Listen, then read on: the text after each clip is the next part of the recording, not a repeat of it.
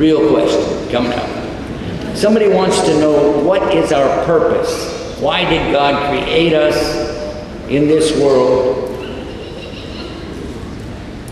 It says He not only created humans, but He created rules and regulations for us to follow.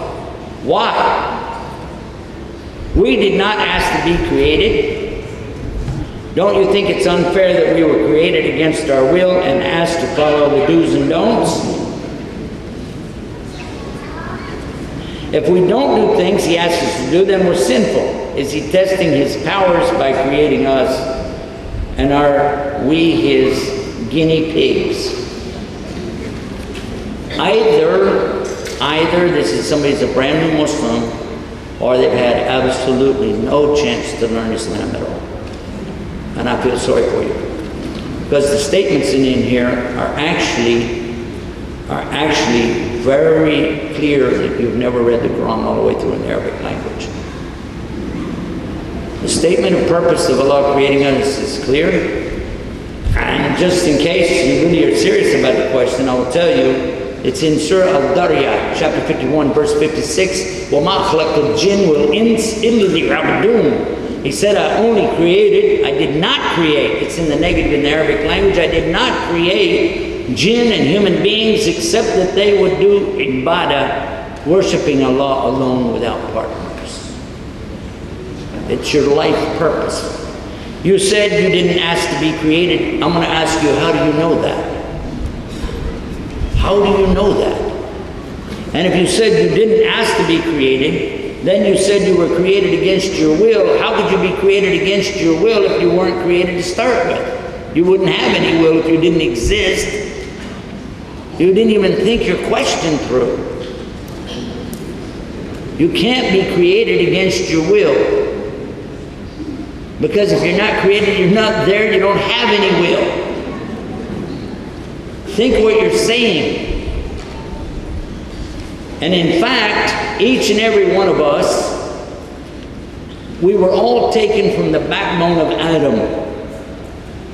Well, we were still in that stage in the backbone of Adam, because all of us came from Adam. We were all asked the same question by Allah, am I not your Lord? And we all said yes, and then He erased our memory and put us back. And He gave us the choice when He was erasing our memories that we could either really come back to Him or stay out on our own doing what we want to do. That's your choice. And by the way, you already made it long ago, before you were ever inside your mother, because you existed as a soul inside of Adam. That's the teaching of Islam. That's what Islam says. That's what we know. And if you say, well, I don't believe it because I don't remember it, well, duh. It said He erased your memory. The one I got to worry about is the one who claims he remembers it. Definitely don't want to buy a car from that guy, because he probably lied about that too. But so that you'll understand, you have a great chance, a great opportunity by being here tonight and listening and thinking what we're talking about. You have a purpose. There's something you can do. You can change your own destiny anytime you want to. But Allah already knows what you're going to do. And He already knows the ultimate decision you will make, because He knows it from the very beginning when He created you. But He did let you make the choice of what you wanted. But He didn't let you make the choice of when you're going to come into the world and when you're going to go out. He didn't let you make the choice of being male or female. He didn't let you make the choice of any of the things that you have in your rizq.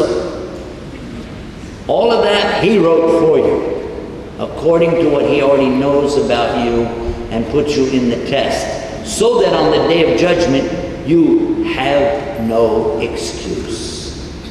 You will be brought back. There's some very good news for every human being that ever walked on the earth. The good news is, Islam says, all will be resurrected. Every single soul will be brought back. Nobody will be left out. Every atheist, agnostic, Buddhist, Hindu, Muslim, Christian, Sabian, Jewish. We have one called Kwanzaa in America. Everybody will be brought back. That's the good news. The bad news is not everybody gets to go to paradise. But more good news is nobody will remain in hellfire except those who refuse to go to paradise.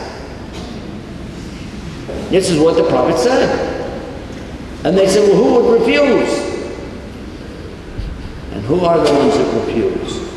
These are the ones who refuse to believe in Allah. They're the ones who refuse, and they make shirk by making partners with Allah. In this case, and Allah says it in chapter 4, read it for yourself, don't take my word for it. Verse 48, Surah An-Nisa, He says, He does not forgive shirk. But anything less, He can forgive it. Anything less, He can forgive it. This is very good news for Muslims. We've made mistakes. We've done wrong things. But we can always go back to Allah and ask to be forgiven and change our ways. And this is loved by Allah very much. Salvation waits for every Muslim who's willing to just make tawbah, turn back, go back to Allah. As far as the rest of what you said, let me share with you.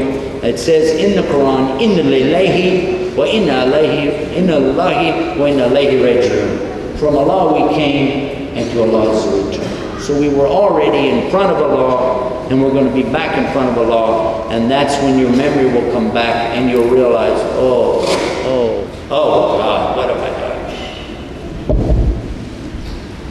And by the way, that was a good question, and thank you for that. And by the way, the last thing is, Allah is not testing His powers. That is a very bad understanding of Allah. Allah's powers were always ultimate. He doesn't need to test anything about Himself. The test is you. You and I are in the test, not Allah. Allah is having no problems. Allah is not in a fight with the devil. Allah created him and knew what He would do as well. He has no authority. He just whispers into the hearts of mankind and jinn.